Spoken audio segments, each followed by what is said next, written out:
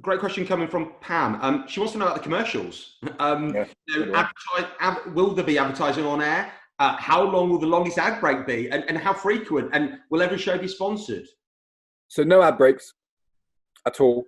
Um, uh, the commercial part is about sponsorship. So we're interested in businesses who will have a they might want to sponsor a show. B, they might want to have a deeper relationship with the company. So Wireless is part of News UK. It's also, we're connected to TNL, which is the company that owns the Times. It's all the same company, really. So the possibility to do what they call solutions-based advertising in across different media is really key. But the pillar of that for the radio will be sponsorship, and the ability to have integrated sponsorship. You know, presenter reads, sponsor of the show, but then also an item in the show that reflects back on your business.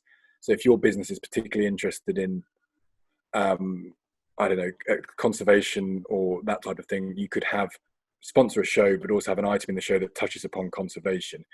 It won't then be a kind of, here's your CEO who gets a 5-minute chance to talk about the value of your products every day. But if it's a value of your business that relates to a story or a subject that's interesting, the possibility to build that into a sponsorship of the show. So for people who are used to non-commercial radio stations, and 80% of the speech market is currently the BBC, they won't be off-put by every 15 minutes a load of jangly ads for hardware stores or stuff like that. We haven't got any of them. But commerciality is important to us, but we want to build a relationship. So for launch, we've got 3 brands where I can't say who are engaged to sponsor different shows. They won't actually start on air for launch.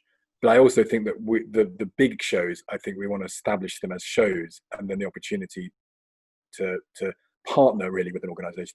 This is all about values, actually, for us in terms of commercial sponsors, because we ultimately want people who share what we're doing, and the brand fits, and it fits with their long-term strategy. It might fit with a broader partnership with News UK, which has all these titles and these radio stations.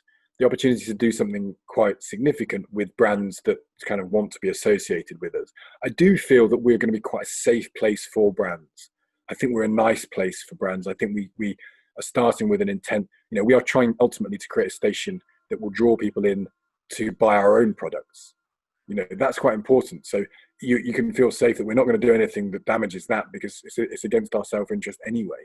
And I'm hoping that that's what will become attractive to advertisers.